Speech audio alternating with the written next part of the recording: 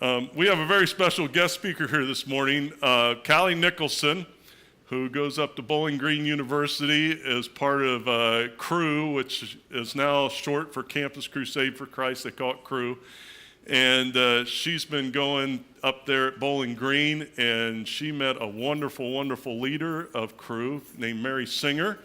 And so you know how we're working really hard to do a better job of reaching millennials.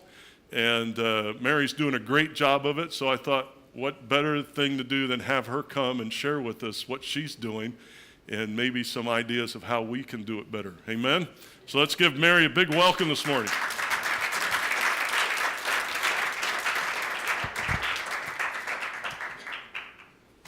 Hi guys, let me get situated here for a second. Well, like Pastor Bob said, my name is Mary Singer, and it's really great to meet you guys. I would love to meet you afterward if I've never talked to you before or seen you, which is true for most of you. And this morning, Pastor Bob has asked me to talk about ministering to millennials, and I want to say two things up front about that. Firstly, I am a millennial. So I'm only 24 years old. I graduated from Bowling Green in May of 2014. And so I realized that as far as generational cultural bias, I'm kind of boxed in because I work with millennials and I am a millennial. And I realize also that that's different than most of your guys' generational culture. So I want to just give you a heads up. Sometimes when I'm talking about millennials, I'll say us or we, while other times I'll say they or them. I'm talking about millennials either way.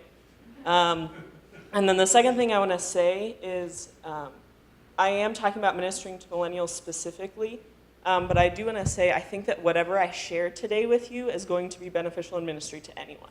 I think it's especially relevant to millennials, but I think it's helpful in ministering to anyone.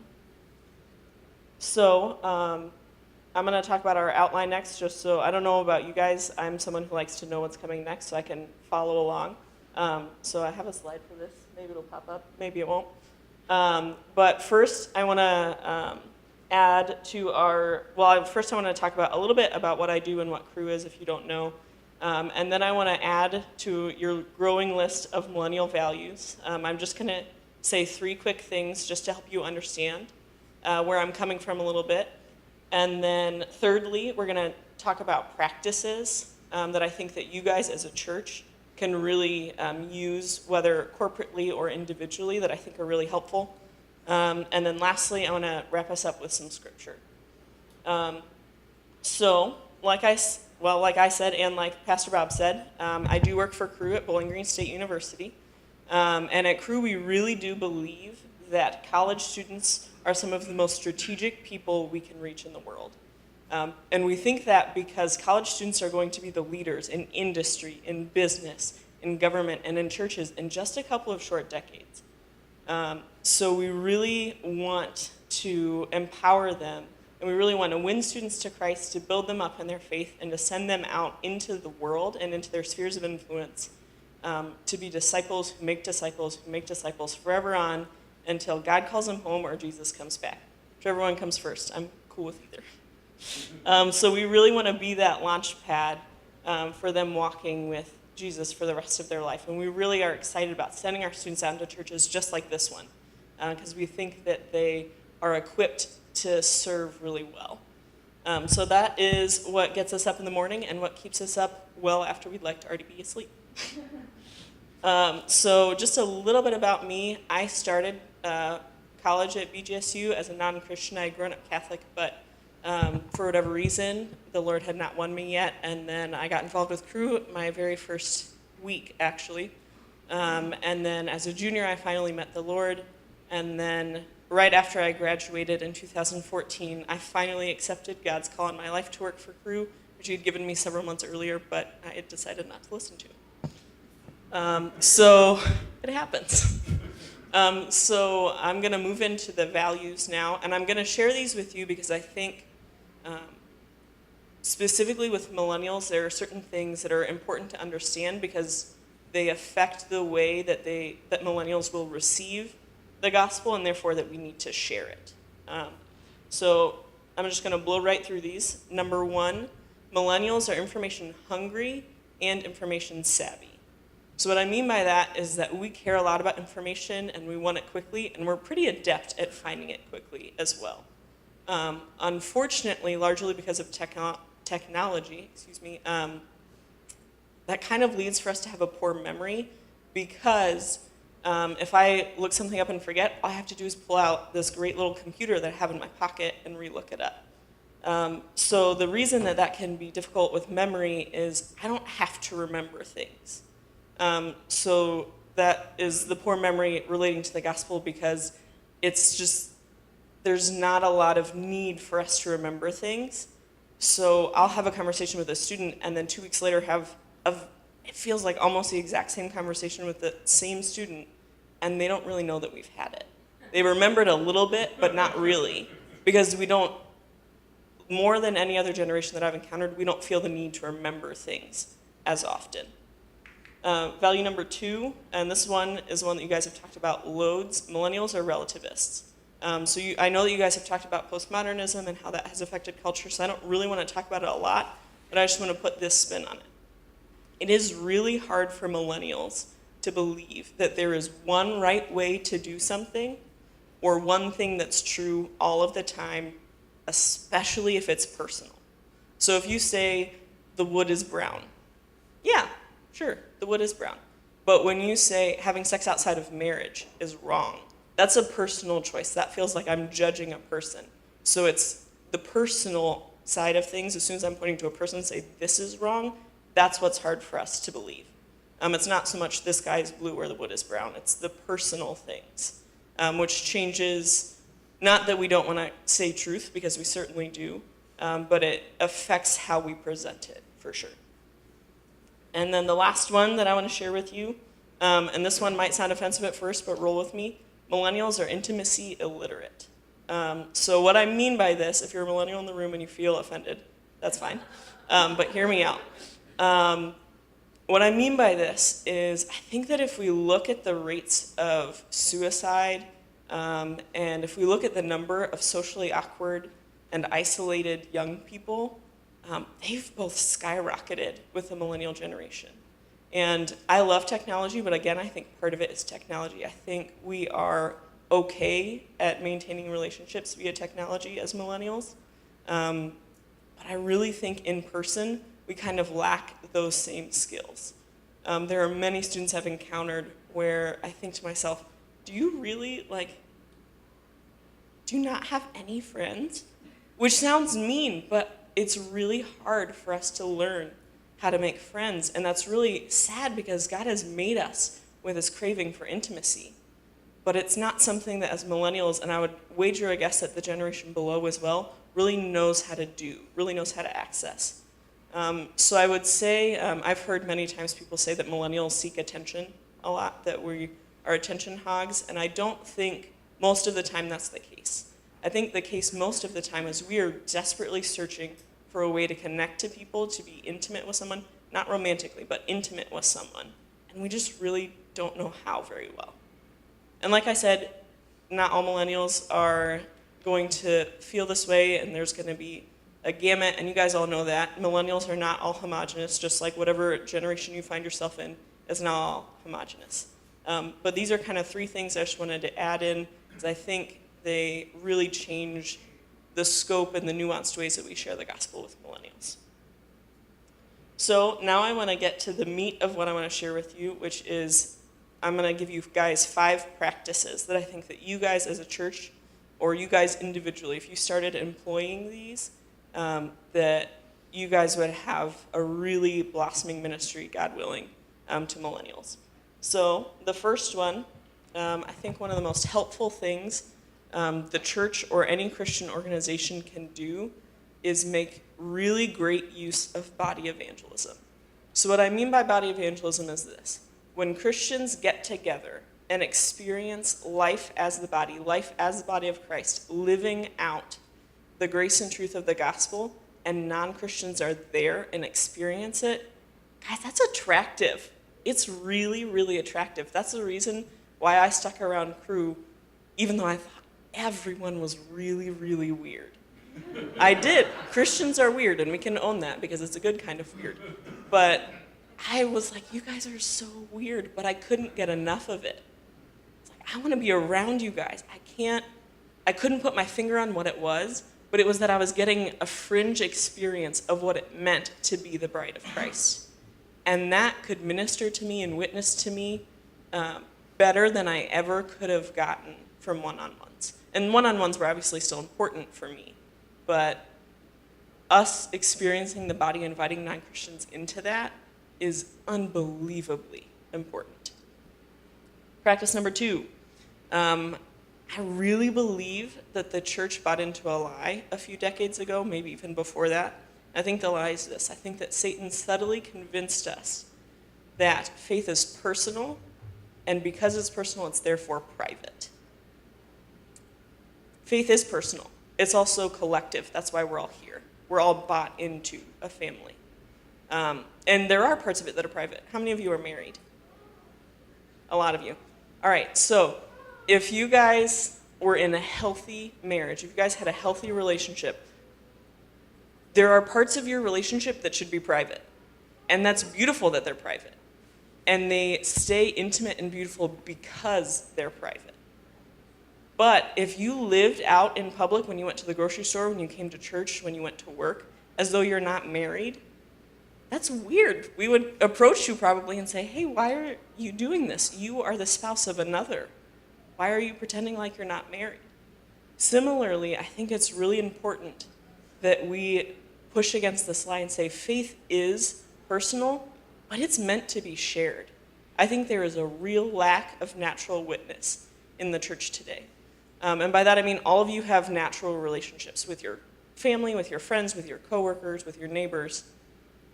And the question that I have for you is, are you living as though you are the bride of Christ in those relationships? I'm not saying that every conversation needs to start, hey, do you know about Jesus? Because that's not necessarily appropriate all the time, but are you living as though you are the spouse of another? Because you are. All right, practice number 3. I think we bought into another lie as the church that I've seen play out in my generation more than I've seen play out in any other. And that is that faith is emotional and doesn't necessarily need to be rational. I think that we have done a pretty decent job, and you can find loads of sermons about loving God with our hearts, loving God with our soul, loving God with our strength. But I think that we've really kind of failed at loving God with our minds. If you look even centuries ago, the people who made up the church were the most intelligent, most educated people in the world. And that's just really not the case anymore. So I think that we have bought into this lie that it doesn't have to make sense as long as I believe it, as long as I feel it. And what that does, and what that did for me encountering Christians finally in college who actually walked with God and loved him with their minds, was that I learned that following God and believing that the Bible was his word didn't have to be intellectual suicide. Now, hearing the right answers to my questions, because I had plenty of them, trust me, never won me. That wasn't ever what did it. God wins people. Love wins people. But I had to know that it wasn't intellectual suicide to believe in God. So this is where apologetics comes in really big, and I know that you guys talk about apologetics a lot here, which is great.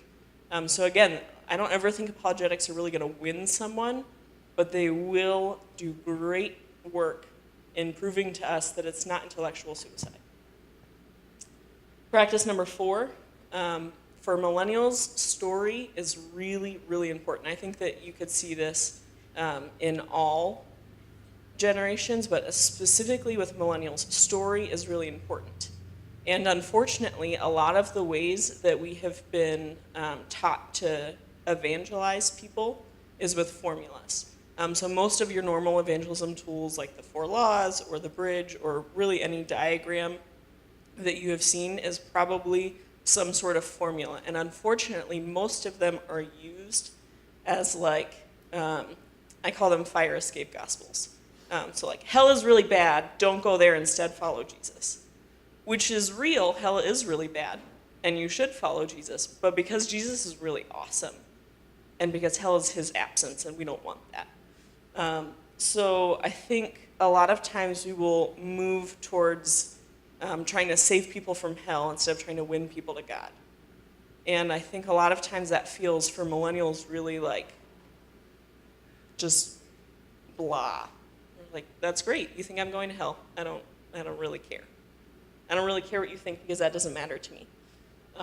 So I think until we start sharing the gospel in a way that glorifies God as the most beautiful, wonderful thing in the world and stop saying, hey, hell sucks, follow Jesus, we're going to really continually miss winning millennials as God would have us, because that's just not an attractive gospel. Instead of preaching what's bad, why don't we preach what's good? And then the last practice I'm going to share with you, and this is probably the most important thing I'm going to say to you all day, so if you walk out of this room with nothing but this, please walk out with this. We really need to be good question askers. Question asking is one of my passions. If you talk to the students that I interact with at Bowling Green, they often get mad at me because I ask them questions more often than I answer them. But I think this is really important. Millennials expect Christians to share their own beliefs about other people's eternal destinies. Notice I didn't say millennials expect Christians to share the gospel. Millennials expect Christians to share their own beliefs about other people's eternal destinies. Firstly, that shouldn't be the case because we should be about the gospel. But secondly, that turns people off really, really quickly. So what if instead our lead foot in evangelism, what if instead our lead foot was loving people and caring for them by asking them really good questions? What if instead of sharing what we thought, which is what they expect of us, we ask them about who they are, what they care about? Now, I freely admit, question asking is not something that we're all just born with being great at.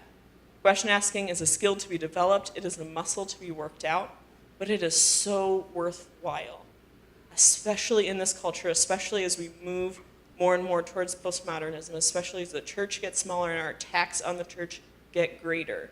We need to become good question askers. And there's a really, really great book that I wish all of you will read. It's called God's Face by Doug Pollock, and it's very short, and it is so helpful. And whether you think that question asking is a really developed skill of yours, or you don't even know what a good question is, please, please, please get this book and read it. You will not regret it. Say it again. It's called God's Space by Doug Pollock. All right, and then right now I'm just going to do a little bit more specific about millennials who grew up in the church versus millennials who didn't, because we have noticed that there is a slight difference in how you want to approach the two. So I'm going to start with church to millennials. With church to millennials, one of the great things about church to millennials is that they have some idea of what the gospel and God's story is. Whether or not they have a super good grasp on it is up for grabs depending on the church and the person. But I've noticed oftentimes that people who come to college as Christians have this really piecemeal idea of what the gospel is. They have these 5 stories from the Old Testament and these 5 stories from the New Testament, and then eventually they kind of figure it out a little bit, that somehow they're related. That's not helpful. If I have the gospel and then all of these stories around it that don't feel connected, then I don't learn anything about God from these extra stories.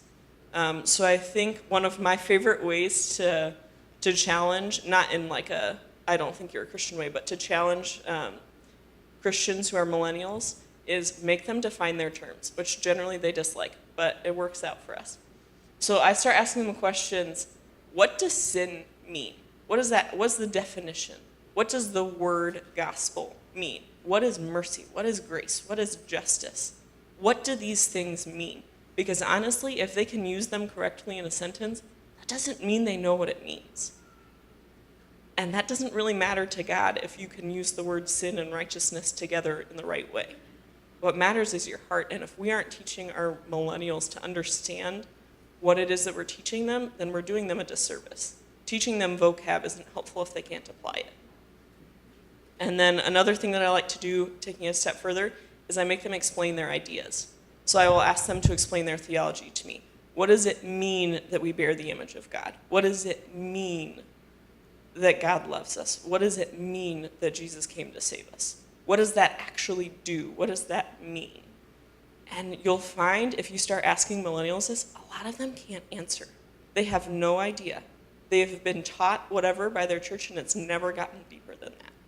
Which is from a Sunday up where I'm standing right now, it's fine, but in one-on-one discipleship relationships or one-on small group, like, we have to be teaching them, what does what I'm saying actually mean? We have a word that we call Christianese, when Christians use big words that they don't know what they mean, but they use them correctly. If no one knows what you're talking about, especially not even you, it's not helpful. So we need to be teaching them what the gospel they've heard their whole life actually means. And as far as millennials who didn't grow up in the church, this is a little bit harder and also a little bit more fun for me, as I did grow up in the church. But so the plus for church millennials was that they kind of already know God's story. For most Christians who are millennials who didn't grow up in the church, the most they have about God or Christianity is what they've seen on social media or what they've heard on the media, which is kind of scary if you think about it. So this is where story becomes really, really important. And the thing that is always hard for me is as soon as I encounter someone who's never grown up in the church, I'm like, oh, there's all of this information I want you to have. Here, take all of it. They can't do that. It's taken us our whole lives to learn what we've learned about God. We can't give all of that to them in one day. It's just not going to happen. So the first step I normally think is, what is the most important thing that I want you to know about God after this conversation? What is the most important thing? And then after the Holy Spirit has given me that answer, then my immediate follow-up question is, all right, what is the best and most respectful way to share that with you? Because I can't give them all of God at once. There's way too much there. So those are generally the questions that I move forward with non-church millennials, just because it's an open bag. It's a blank slate, so you got to be careful what things you're having them walk away with. All right, so now what I want to do is wrap us up with some scripture and then some reflection to help us move forward with this. So as I prayed through what God would have me share with you guys as far as scripture is concerned, he immediately brought to mind these two passages, which are ones that have very profoundly impacted my own view of ministry. So I'm really excited to share them with you. The first one is John 16, verses 5 to 11. I don't think you guys use ESV, but that's what's on the screen and what I'm going to be reading to you. But I want to give you a little bit of background ahead of time. So this is, Jesus is spending his last few hours with his disciples at this point.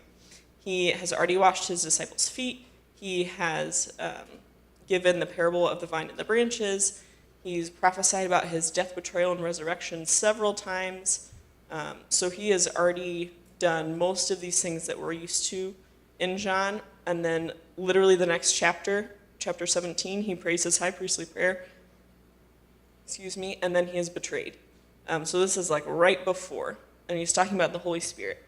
So it reads this way: "But now I am going to him who sent me, and none of you asks me, 'Where are you going?' But because I have said these things to you, sorrow has filled your heart.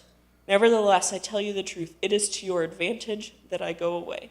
For if I do not go away, the Helper will not come to you. But if I go, I will send him to you. And when he comes, he will convict the world concerning sin and righteousness and judgment. Concerning sin, because they do not believe in me. Concerning righteousness, because I go to the Father and you will see me no longer. Concerning judgment, because the ruler of this world is judged." Now, I love this passage, and there is so much biblical explanation and exegesis that I would love to do with you, but that's not the point of what we're doing today. So we're just going to focus in on verses 8 and 9. So that's where it says, "And when he comes, he will convict the world concerning sin and righteousness and judgment. Concerning sin, because they do not believe in me." So Jesus tells us very loud and clear right here that it is the Holy Spirit's job to convict people of their sin. It's not ever mine. I was never given that power or that responsibility. And that's really hard for me, because sometimes what I really want to do is just say, if you just see the sin in your life, then you could just know that it's there and then be done with it, and then you're fine. But it's not ever a responsibility that God has given me to convict people of sin. That is his Holy Spirit's job. Have you noticed, though, how that really feels like our responsibility? Have you noticed that in yourself or in other people? The easiest thing to think of whenever I think about this is my brain immediately goes to there's a guy who we call Bible Bob who comes on campus and preaches hell to everyone. And it's really frustrating. I find myself really judgmental towards him a lot of the time. But then I think, I kind of do that too. Like, I'm like, if you could just see this, if I could just have the power to convict you of this, then you'd be better and it'd be fine. But that's not ever my job. God calls me to love. He doesn't call me to convict, ever. All right, so the second passage I want to share with you is 1 Corinthians 9:19-23. So Paul has just finished talking to the Corinthians about eating meat that has been sacrificed to the pagan idols. So he has just said that it's not a sin in and of itself to eat this meat, but if eating that meat causes either other young Christians or the unbelieving that are watching and are seeking to stumble, if that sets up an obstacle for them, then it becomes sinful and you shouldn't do it. So he's just finished saying that he's not ever going to use his freedom to set up obstacles for others. So it reads this way: "For though I am free from all, I have made myself a servant to all that I might win more of them. To the Jews I became as a Jew in order to win the Jews. To those under the law I became as one under the law, though not being myself under the law, that I might win those under the law. To those outside the law I became as one outside the law, not being outside the law of God, but under the law of Christ, that I might win those outside the law. To the weak I became weak, that I might win the weak. I have become all things to all people, that by all means I might save some. I do it all for the sake of the gospel, that I may share with them in its blessings." This is one of my favorite passages in all of Scripture, and some biblical scholars have called this passage, they've named it "become like, remain like." So Paul says that he becomes like those to whom he ministers in order to win them while remaining Christ's. So Paul gives up his freedoms, he gives up his rights in order to be a better minister. And this is really challenging for me. It sounds great until I have to apply it. It sounds great. I'm like, yeah, I can become weak, except for I really don't like being weak. I really kind of hate it, actually. So this is something that continually I come back to. To be a good minister, I have to choose death to myself. I have to. To be a disciple of Christ, I have to choose death to myself. That's what God has laid out for me. That's what Christ's life was all about. There is no other option for me if I'm going to be a good minister or a good disciple. God has given each of you a ministry. And I don't know what your ministries are. I'm very certain, though, that each of you has one. God has called each of you in this room to do something that he's not asked anyone else to do. And I'm so thankful for that not everyone's ministry is like mine. Because then we'd have a whole bunch of millennial Christians, but a whole bunch of not anybody else. So I'm really grateful for that. And I want you to know, like, God has won you. He has invited you into his family because he loves you deeply because of him. And he has invited you into the best family business that ever has been or ever will be. And that is a great thing, that regardless of whatever we do for our work, that this can be the business that we're all part of. So regardless of your ministry being to millennials or not, I want to bring this before you. What are you doing about the millennials that God has given to your care? Not that you necessarily, that God has asked you to specifically mentor them or minister to them, but what are you doing to glorify God as Lord around the millennials who are around you? Aaron, I can't remember his last name right now, but yes, Aaron Turnbull, was saying that we as millennials really value integrity, and we can smell it when you're not having integrity with us, when you're not being authentic with us. So even if your ministry is not specifically to millennials, are you living out your faith intentionally and authentically in front of the millennials around you? Because if you're not, we can notice that. So I'm going to give you 5 questions, and then I'm going to wrap up and we'll bring up the worship band again. So I'm just going to run through these. Number 1, are you willing to die to yourself in order to win millennials? Number 2, are you willing to learn about millennials in order to love them well?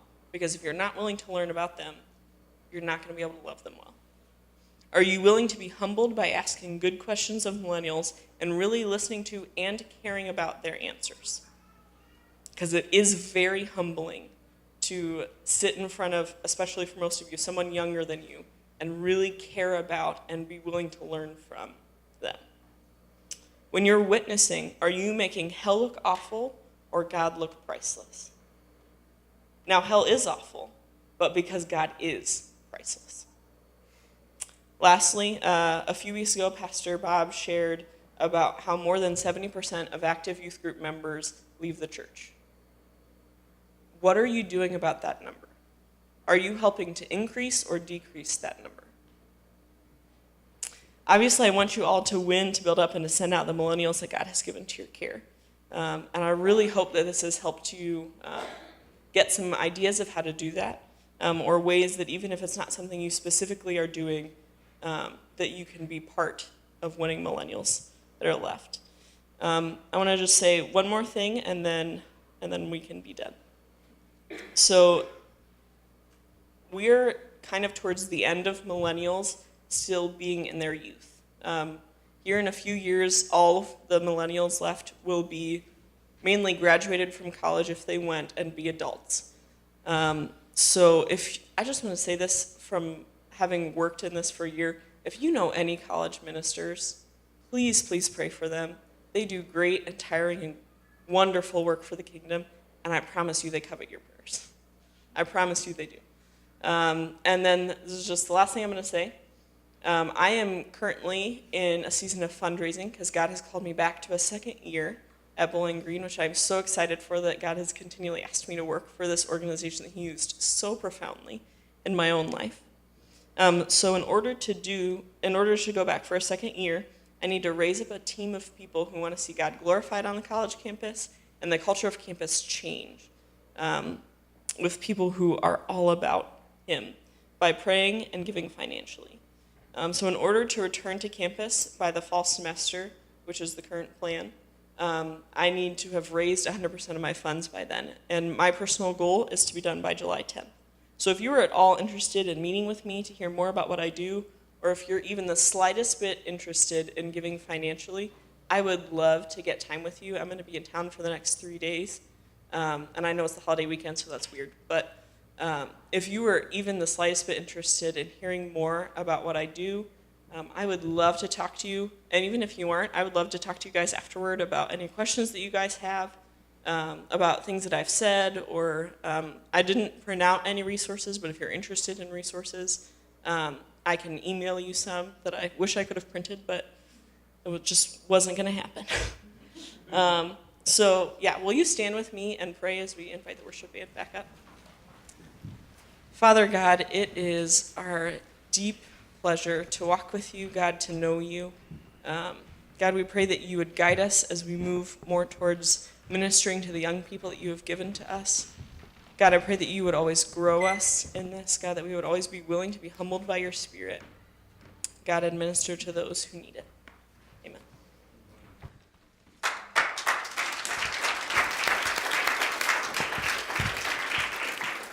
That's a tremendous job, and I just encourage you to, if you'd like to get her information and give to a ministry that is actually reaching millennials, there's an opportunity. Amen.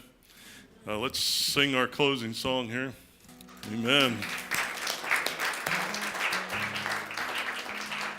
I already have the book God Space. I don't know about you. I got my copy already, so I'm going to be reading that. Just thank you so much to Mary. Wonderful, wonderful job. And just lift your hands, receive the blessing. Father, we thank you once again for freedom to worship this morning and to speak your word and to receive it, Father. And we ask that we would use the freedom we have to share the gospel of Jesus Christ and realize it's deeply personal, but it's profoundly public, because Jesus said, go and make disciples. And so we choose to follow your command and to and to love millennials, but everyone right where they are, so they can know that love and they can find that kindness that leads them to repentance. And we just receive and speak this blessing in the mighty name of Jesus. And God's people who did said, amen. We love you. Have the best weekend of your life so far.